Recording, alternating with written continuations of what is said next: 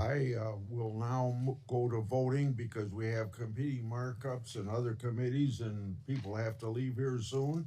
We'll go to Bove's nomination. The clerk will call the roll. Mr. Chairman, point of personal privilege. Mr. Chairman. Mr. Chairman, according to Rule 4 of the committee, we have the right to continue to debate this nomination. No.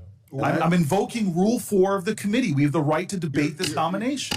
You're out of order. I'm seconding Mr. Senator Chairman? Booker's demand for a vote on his request to hear from the whistleblower. Mr. Chairman, you should at least acknowledge my Rule 4 point of order. You're out of order. I don't understand this.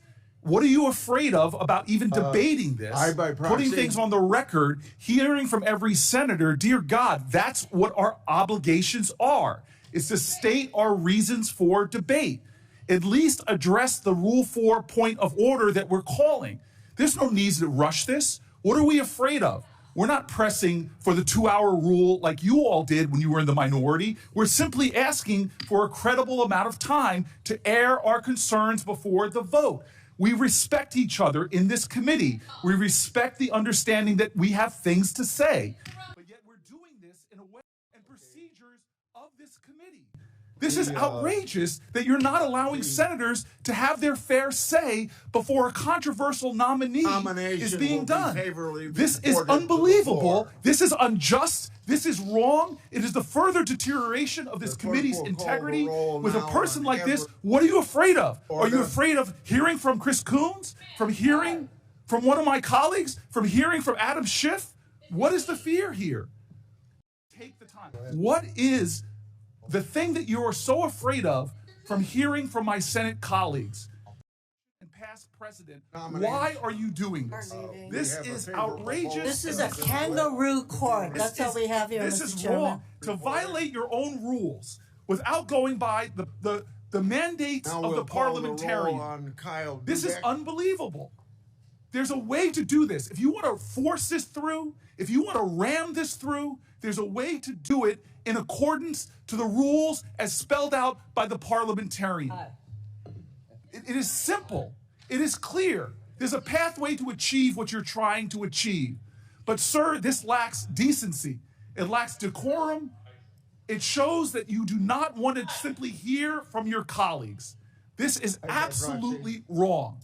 And, sir, this is to me one of those moments where we are not showing common respect for each other on both sides. I have sat here when we were in the majority and listened to my colleagues' arguments, listened to their passionate statements, and then we voted. This is not that.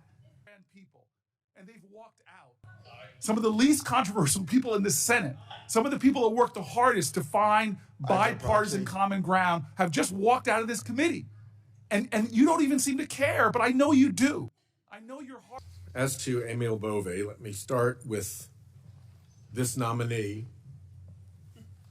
Having told a room full of Department of Justice lawyers that if the federal courts didn't back off on restricting unlawful deportations, they would have to tell courts, F you. I hope we can agree that telling courts F you is not an attribute we want in someone seeking to be a judge. We know that he said it because it is so abundantly corroborated in real-time communications among the lawyers present.